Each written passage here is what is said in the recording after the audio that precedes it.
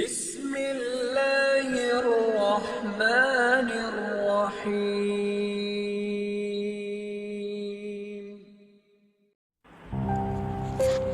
আসসালামু আলাইকুম সম্মানিত দর্শক, আমাদের পরিবেশনা হলো বাংলাদেশের গেজেট আইন যেগুলো নতুনভাবে প্রস্তুত করা হয় বা ঘোষণা করা হয় সে সম্পর্কে আপনাদেরকে তথ্য জানাবো। পাশাপাশি তথ্য থাকবে বিভিন্ন প্রকার নিয়োগ এবং গুরুত্বপূর্ণ যে সমস্ত সরকারি তথ্য জনসাধারণের জন্য প্রকাশ করা হয় সেগুলো আমরা আপনাদেরকে সময়ে সময়ে এবং গুরুত্ব বিবেচনায় আমরা দ্রুত সময়ের মধ্যে আপনাদের কাছে পৌঁছে দেওয়ার চেষ্টা করব।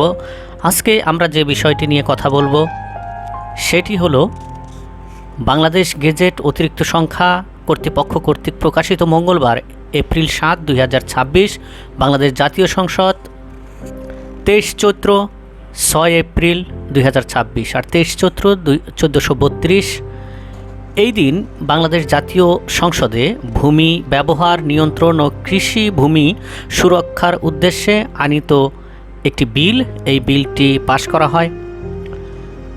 ক্রমবর্ধমান জনসংখ্যা, অপরিকল্পিত নগরায়ন, আবাসন, উন্নয়নমূলক কার্য, শিল্প কলকারখানা স্থাপন, নির্মাণসহ নানাবিধ সমস্যায় জর্জরিত এই ভূমির ব্যবহার এই নিয়েই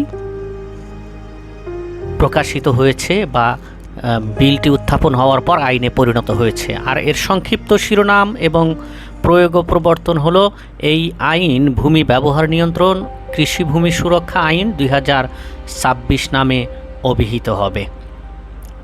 এই আইনটি রাঙ্গামাটি, বান্দরবন, খাগড়াছড়ি পার্বত্য জেলা ব্যতীত বাংলাদেশের সমস্ত জেলায় এটি কার্যকরী হবে।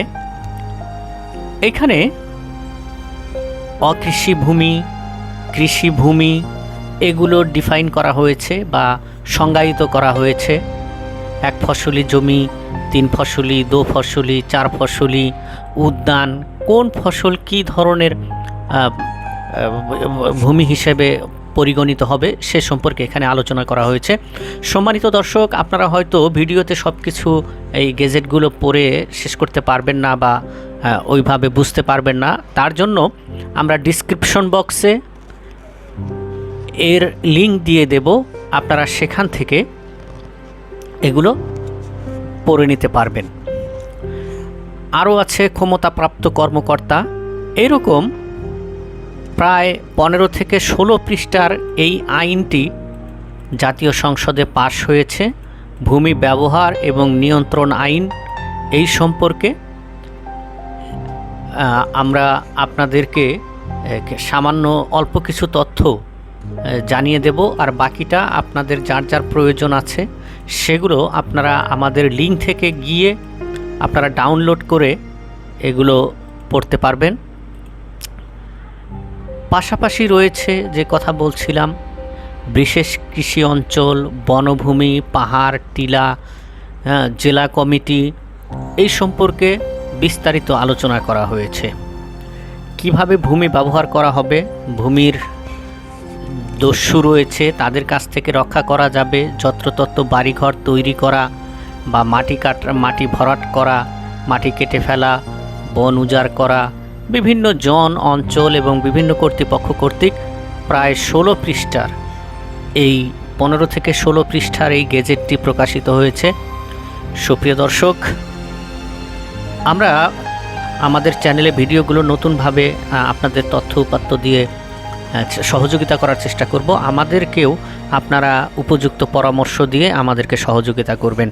ভালো থাকবেন, সুস্থ থাকবেন, আর আপনাদের প্রতি অনুরোধ একটু লাইক সাবস্ক্রাইব করে আমাদেরকে ভবিষ্যতে পথ চলার সুযোগ করে দেবেন। আল্লাহ হাফেজ।